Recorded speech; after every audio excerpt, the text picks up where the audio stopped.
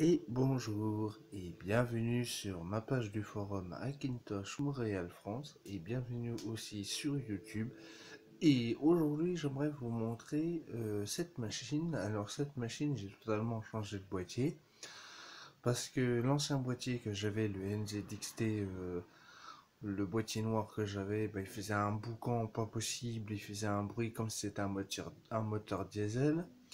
Et j'ai changé de boîtier, j'ai pris ce boîtier-là, je l'ai payé pour une modique somme de 25 euros d'occasion. Alors c'est un boîtier de chez Advance, malheureusement Advance c'est une marque française, mais pour ce boîtier-là je suis étonné de la qualité de fabrication de ce boîtier. Je risquerai de vous en faire part de l'intérieur de cette machine. Et pour vous dire que cette machine, il est silencieux et c'est ça que je cherchais, un boîtier qui est totalement silencieux et totalement qualitatif. Et pour un boîtier Advance, c'est surprenant de voir ça. Alors, comme vous pouvez voir ici, nous avons deux ventilateurs 220 mm qui refroidit la carte mère. Pareil, au-dessus, 2,2 ventilateurs 220 mm qui refroidit aussi au-dessus. Et ce qu'il y a bien sur ce boîtier, il y a un régulateur de vitesse. Vous pouvez choisir soit la vitesse lente ou soit la vitesse rapide. Plutôt bien hein, pour un boîtier de ce type-là. Et par contre, quand même, j'en ai chié à baver et à placer le water cooling à l'intérieur parce que j'ai pas pu le visser, mais j'étais obligé de l'emboîter pour qu'il puisse être maintenu. Bon, il est maintenu, il n'y a aucun problème. Alors, je vais vous faire part de l'intérieur de la machine, mais je ne vais pas débrancher le ventilateur du couvercle du boîtier Advance. Je vais juste vous montrer l'intérieur de la machine. Voilà. On dépose le boîtier comme ceci, voilà. Et comme vous pouvez voir, l'intérieur, c'est assez propre. Nous allons vous présenter pour le Hackintosh sous AMD FX. Nous avons le water cooling de chez Cooler Master, qui est justement un 120 mm pour refroidir le processeur AMD, parce que c'est un AMD FX, hein. Faut pas oublier, hein, c'est des processeurs qui chauffent. C'est pour ça que j'ai intégré un water cooling au lieu d'un ventirail classique. Alors, pour intégrer le water cooling ici, le radiateur, j'étais obligé d'emboîter à cause de ce rivet qui empêchait l'emboîtage correctement. J'étais obligé de forcer le radiateur pour être maintenu sur le rivet. Et comme vous pouvez voir, ça ne bouge plus, ça se maintient très très bien. Ensuite, nous avons la GTX 770 de chez Gainwards, qui est une très bonne carte graphique hein, pour de l'époque. Hein. Elle me surprend toujours parce qu'elle fonctionne hyper bien. C'est pour ça que je l'utilise pour faire un Hackintosh. Et nous avons l'alimentation ici de chez FSP, un Hyper M 700 watts semi-modulaire certifié 80 plus Silver, qui est une excellente alimentation. Ça fait depuis 2016 que je l'ai. Ça fait 6 ans que je l'ai. Elle m'a jamais lâché. Elle fonctionne toujours aussi bien. Mais malheureusement, elle ne pourra plus alimenter des grosses cartes graphiques comme... parce qu'elle est vieille, hein, elle a plus de 6 ans, mais elle fonctionne toujours aussi bien. Pour une utilisation normale, cette alimentation fonctionne hyper bien. C'est pour ça que j'utilise que des alimentations de qualité. Hein. Je ne choisis pas des alimentations de merde, comme je peux vous dire. Des alimentations no name, bas de gamme, qui fait rien du tout et qui crame au bout de 2 semaines. Ensuite, nous avons un disque dur de chez Hitachi de 1 Teraoctet qui est installé sur macOS Catalina. Et nous avons 16 Go de RAM ici en Kingston, les couleurs blanches. Ici, là, nous avons 16 Go octet. Et la carte mère MSI Crate Edition SLI de chez AMD, de chez MSI pour AMD FX en socket M3+. Ce boîtier-là, je l'ai acheté parce que j'avais envie de changer de boîtier. Bon, maintenant, il est beaucoup plus silencieux. C'est pour ça que je l'ai changé de boîtier. Et nous allons reboîter tout ça. Nous allons brancher l'écran et je vais vous montrer que en changeant le boîtier de la config, il n'y a aucun problème. Nous allons revisser les vis sur le boîtier. Oups, excusez-moi.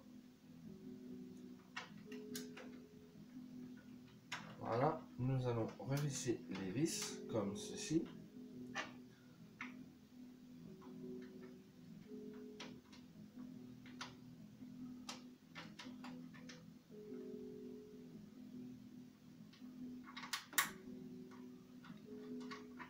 Voilà. Ensuite, comme vous pouvez voir, ce boîtier est très bien emboîté, très bien fixé. Et pour un boîtier Advance de cette qualité-là, c'est surprenant. Et c'est pas du plastique ou du métal bas de gamme, hein, c'est vraiment du bon boîtier de chez Advance, c'est du boîtier haut de gamme de cette marque-là. Et bon, je ne suis pas très Advance, mais ce boîtier-là, quand même, me surprend de niveau de qualité. Ensuite, comme je dois vous dire, nous allons brancher la télé. Parce que comme vous avez bien vu sur ma page du forum, sur ce Hackintosh là, comme vous avez bien vu, pour activer le son lelu.txt ou Apple HDA.txt, vous serez obligé d'utiliser le port HDMI pour intégrer le son sur tout ce qui est écran en port HDMI. Parce que le problème, si vous utilisez un écran en port VGA ou un DVD, vous n'aurez pas le son. C'est pour ça que je vous conseille énormément d'utiliser une télé. Oups, excusez-moi. C'est pour ça que je vous conseille d'utiliser une télé ou justement un écran en 60 Hz pour utiliser un port HDMI pour avoir le son. Ensuite, nous allons allumer l'écran et je vais allumer l'ordinateur qui se retrouve derrière cet écran. Et on va le mettre en route et je vais vous montrer que le petit macOS Catalina, parce que j'ai inséré un macOS Catalina 10.10.15.7 et comme vous pouvez voir, macOS bien est dessus. Ah bon, hein, vous en faites pas, pour un bon petit Hackintosh, ça fait bien le taf. Alors, comme vous pouvez le constater, j'ai allumé mon loupiote sur ma caméra parce que le problème c'est question que la loupiote ma caméra, bah en fait sans la loupiote que je veux dire ne reconnaît pas le zoom, voilà.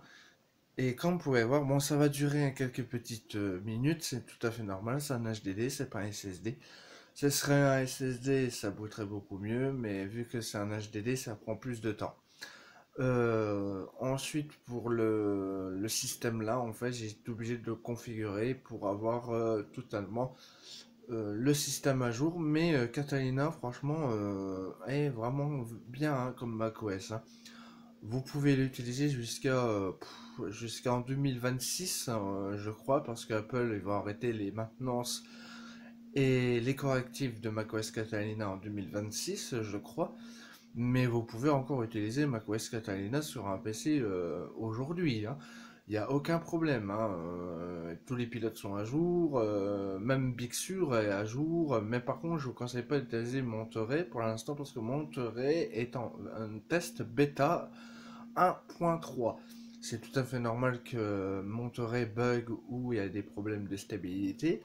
Et si vous voulez utiliser un macOS à long terme, je vous conseille d'utiliser soit Catalina ou Big Sur.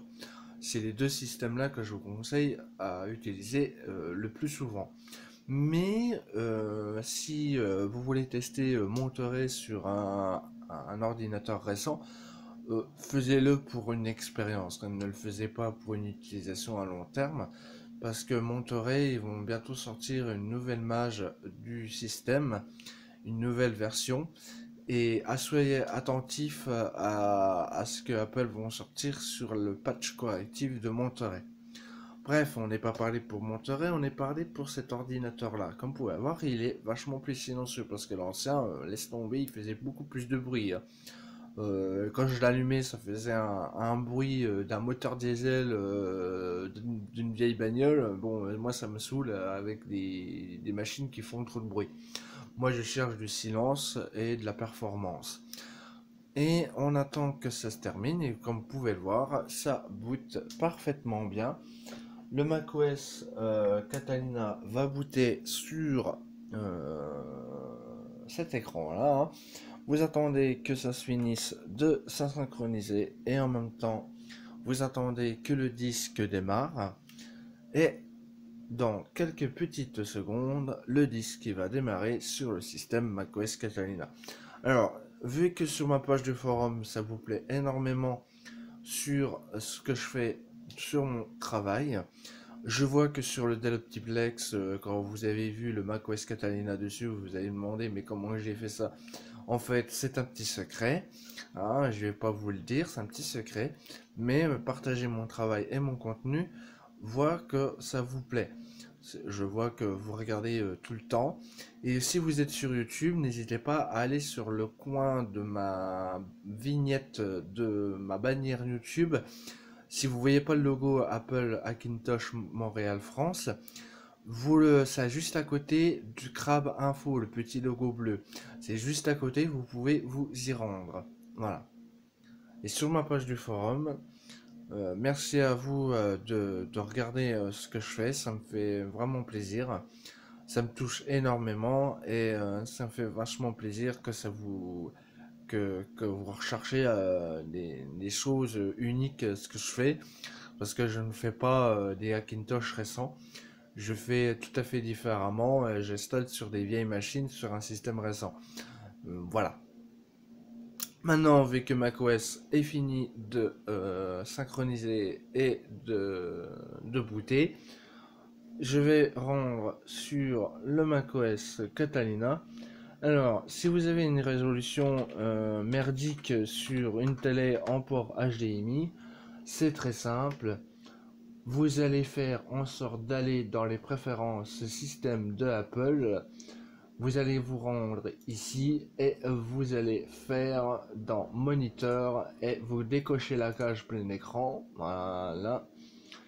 Et une fois que vous avez décoché la case du plein écran, vous avez le Apple tout complètement comme ceci. Voilà. Et j'espère que cette petite vidéo de présentation du Hackintosh changement de boîtier est totalement refait. Et puis moi je vous dis pour une prochaine contenu sur ma page du forum. Puis je vous dis salut tout le monde, ciao.